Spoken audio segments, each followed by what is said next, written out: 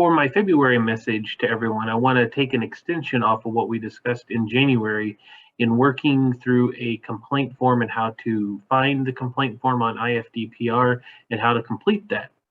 This month, we're going to talk about how to take some of that information up to the next step to be able to help everybody on a national level, and that's filing a filing your information through the Power portal. So let me take you over here to Pharmacist.com, which is IPHA's website. And we're going to go up here to the search bar and just put in PWWR. We're going to select the very first link here. And this brings us to information on the Pharmacy, Workplace, and Wellbeing Reporting Portal. Again, we've talked about this in other previous videos and in other programs, where this is an initiative of IPHA and NASPA, the National Alliance of State Pharmacy Associations, and trying to find a protected and confidential way for you to be able to report information so that it can be used to help build better practices and to be able to show information back in an aggregate level to the boards of pharmacies throughout the country. And so IPHA and NASPA have worked with development of this confidential anonymous reporting portal through the Alliance of Patient Medication Safety, or APMS, and they're a federally recognized patient safety organization, or PSO. Some of you may have interacted with PSOs before because they're commonly used to help reporting data related to medication errors. But as you see here towards the end of the homepage for the Power portal, we do see some of the finding reports, and you can review these aggregate reports from December of 21 and the most recent one that was released earlier this month in February. But let's focus our attention today is on how to file a report and what type of information is the report asking for. So if we go into select Submit Now, it's going to describe additional information very similar to what was on the previous page. And we will go ahead and hit Next. You can describe what classification role fits your situation. I'm going to go ahead and select Pharmacist for our example here today. And then we describe what type of practice setting that we're in. And so just for this example, we'll hit Chain Pharmacy. And then years in pharmacy. So we can put in how many years that we've been practicing in the profession. And we can put in our gender if we feel like we want to disclose that. And then month and year of the situation that you're describing in this report. So when did that occur? We'll just say that it happened this month. And so the length and the time worked at the organization for the situation being described in the report. So we will describe that situation here. Let's say it's been going on for 13 months to 4 years. Location where you are and practicing where the situation occurred. So we'll describe what state that is. Again, I'll use Illinois as an example for this. Is this situation that we're reporting a positive one or a negative? Because we're wanting both types. We're wanting the best of situations that are going on there, and we're definitely wanting to know about the worst type of situations.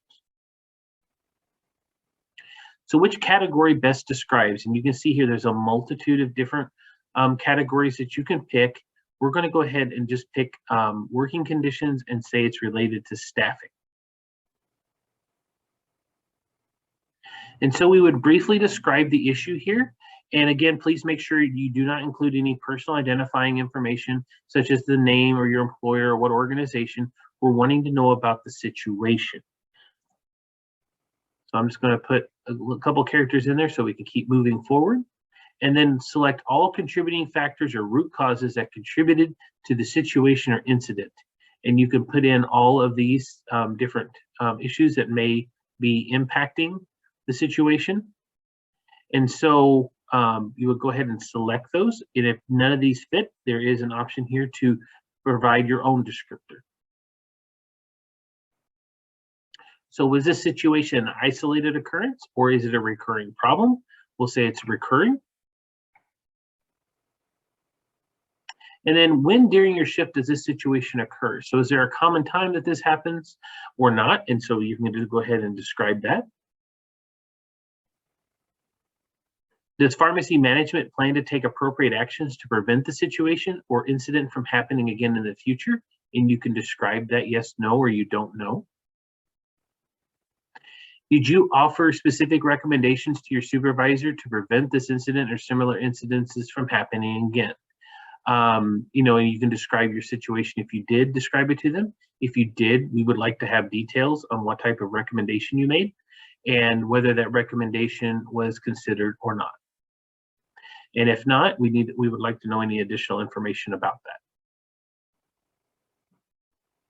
And then on a scale of 0 to 4, where 0 is none and 4 is significant, to what degree do you believe the situation in your report has adversely affected your personal well-being for each of the following? We're talking about increased stress, burnout, weakened family or personal relationships, or it's lessened your happiness. And you can describe however that may be fitting for your situation.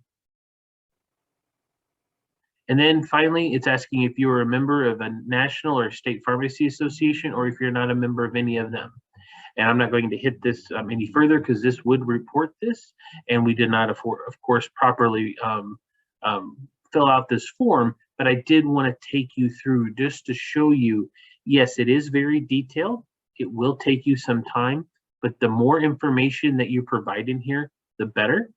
And I will actually now switch over just to the most recent report so you can see what information is included in those summary reports.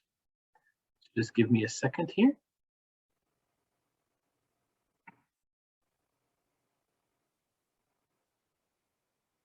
As you see here, this is the February report that just came out. And this goes through an introduction again of what the report is for those who may not be as familiar with it.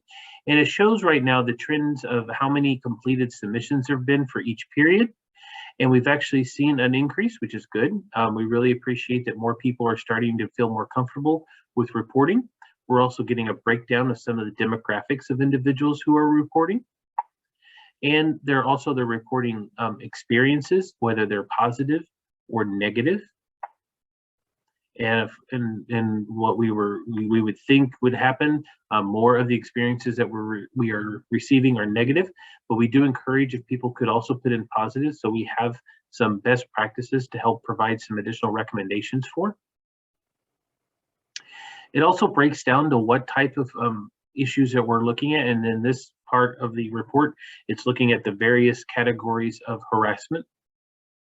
And so also looking at different types of recommendations are being offered and if there's responses. So again, we're trying to continue to examine the data that is being brought forward by your situations that you are experiencing in your practices, because this will help lead to solutions and actions, whether it's by the national and state organizations, but also by most importantly, the boards of pharmacy across the country, because it's going to take all of us working together, and we need you help in providing your experiences to help bring solutions for tomorrow.